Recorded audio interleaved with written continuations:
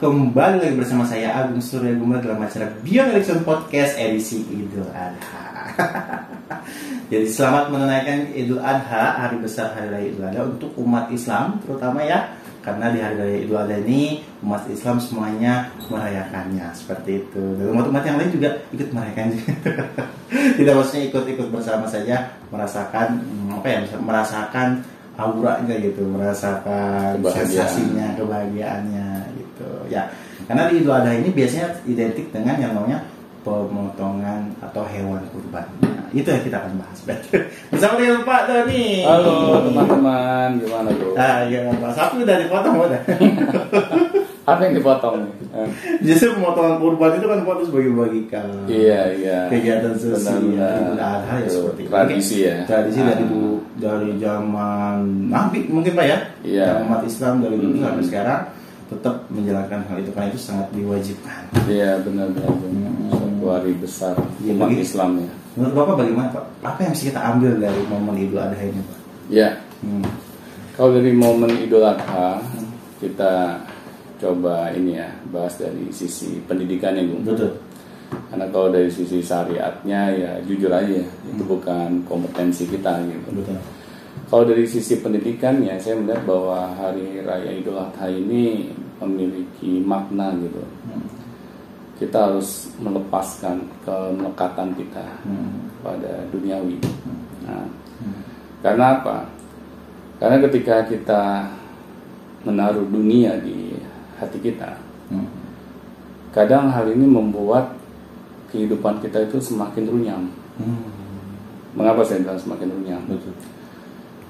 Kadang kan kita sebagai manusia merasa memiliki sesuatu yang kita ikhtiarkan, kita upayakan, itu selamanya adalah milik kita.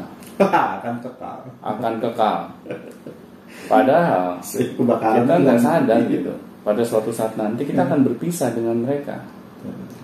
Tetapi karena kita merasa masih hidup di dunia ini, kita nggak berpikir bahwa suatu saat nanti kita akan meninggalkannya.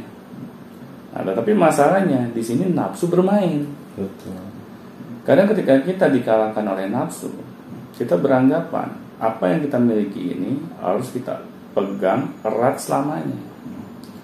Ini Bung yang menjadi bumerangnya gitu bagi kehidupan kita. Coba deh kita pikir ya, kalau kita merasa melekat kepada sesuatu, Betul. kita gampang cemas nggak sih? Iya, pasti banyak keprihatinan gitu, takut ini, takut Iya, itu. benar. Di hidup tuh kayak serba takut gitu. Nah itu masalahnya begitu Bung. Jadi Padahal, fokus, ya. padahal kita nggak sadar kalau kita apa-apa takut ya di dalam kehidupan kita. Bagaimana kita mau memaksimalkan potensi yang kita miliki? Kita akhirnya membatasi diri gitu. Kita seharusnya bisa meraih prestasi yang setinggi-tingginya, tetapi kita selalu diliputi oleh rasa takut. Kita tidak mau melejitkan prestasi kita. Betul. Jadi kayak tertahan, terbelenggu gitu ya. Benar. Ibaratnya kalau kita sedang naik mobil ya, kita injek gas full, tapi sambil kita tarik rem tangan. Jalan di tempat tuh. Benar itu. Makanya dengan momentum Idul Adha ini seharusnya sebagai peringatan gitu, bahwa kita jangan sampai membawa dunia ini melekat di hati kita. Nah, di sini Tuhan mengajarkan gitu dengan momentum Idul Adha. Tetapi kadang kita fokusnya hanya makan-makannya saja gitu. Udah jelas itu Pak. Sate terjadi gitu kan. Hanya selebrasinya saja gitu Bung. Iya kan hewan kurban dipotong dibagi-bagikan gitu kan.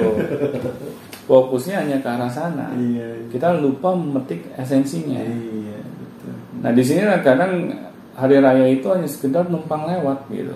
Kita tidak mendapatkan apa-apa. Kita tidak mendapatkan pembelajaran. Nah padahal seharusnya yang namanya hari raya itu sebagai cara kita untuk mengevaluasi diri.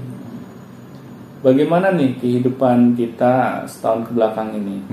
Betul. Apakah sudah melekatkan diri kita kemana saja gitu? Iya, atau melepaskan benar. apa gitu? Padahal yang seharusnya yang kita lekatkan di hati kita itu hanya Tuhan semata, Bro. Jadi kita bekerja itu karena memang perintah Tuhan, ya. kita memiliki sesuatu itu karena memang diizinkan oleh Tuhan kita memiliki hal tersebut, bukan dikarenakan upaya kita, kerja keras kita, kita merasa diri kita lah yang paling berjasa gitu. Tidak ada campur tangan Tuhan di sana.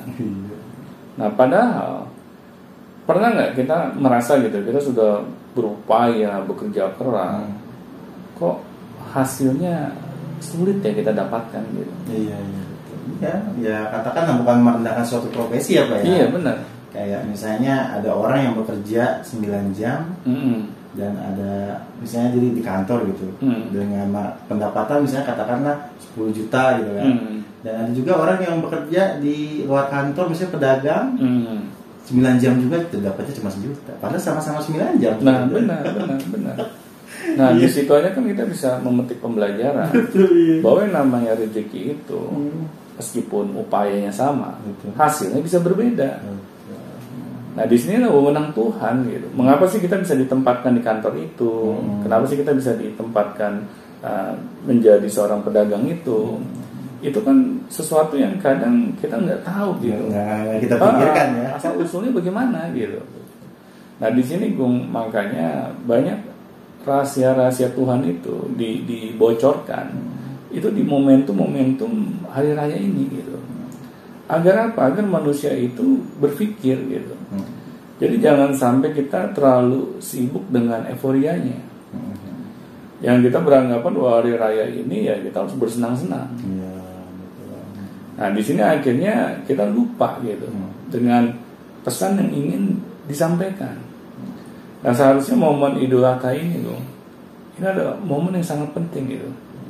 Karena apa? Karena yang kita baca dari sejarahnya gitu, bahwa bagaimana seorang Nabi Ibrahim gitu ya, dia harus merelakan anaknya. Iya, karena